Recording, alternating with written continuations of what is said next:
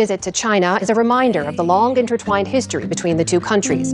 Asian Americans are the fastest growing demographic group in the United States. Yet across 250 years of American history, their stories and the discrimination they faced have often been overlooked.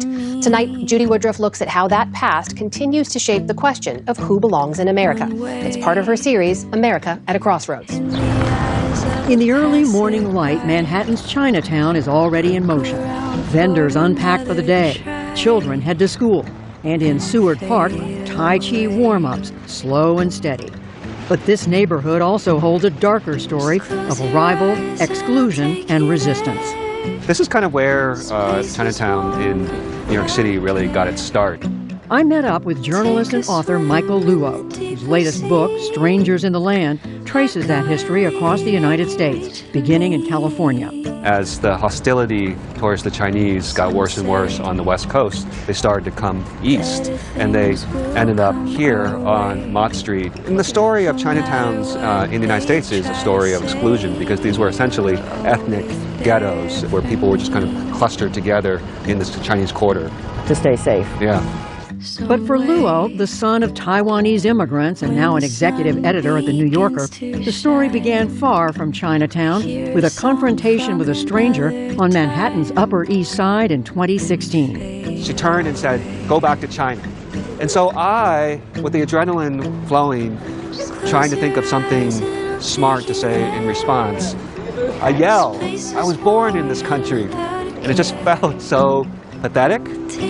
Luo sees his own personal experience growing out of a much deeper pattern in the country, one that was tested time and time again. It is that question that we have been wrestling with for much of the history of the American Republic, of who gets to be an American.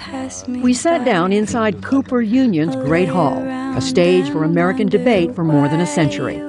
At one point, I think you said the precarity of the Asian American experience. Precarity, I think, is a good word, because it might be easy for some Asian Americans to feel like, oh, you know, we are in these rooms and we are successful and that kind of thing. But if there's some sort of shock to the system, like COVID, like an economic downturn, that precarity is revealed. And we've seen throughout American history the way that happens. An extraordinary place that preserves this history. Luo took us to the Museum of Chinese in America, which highlights that history, including the massive influx of Chinese laborers during the gold rush.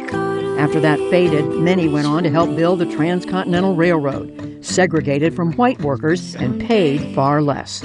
This is a famous photo because there are no Chinese in it. Even though they played an enormous role. Yeah. That gap between contribution and belonging kept widening. By the 1870s, economic fear and political division were growing.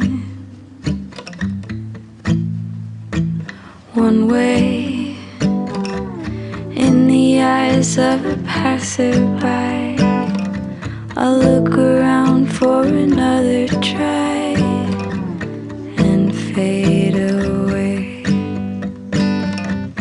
and fade away.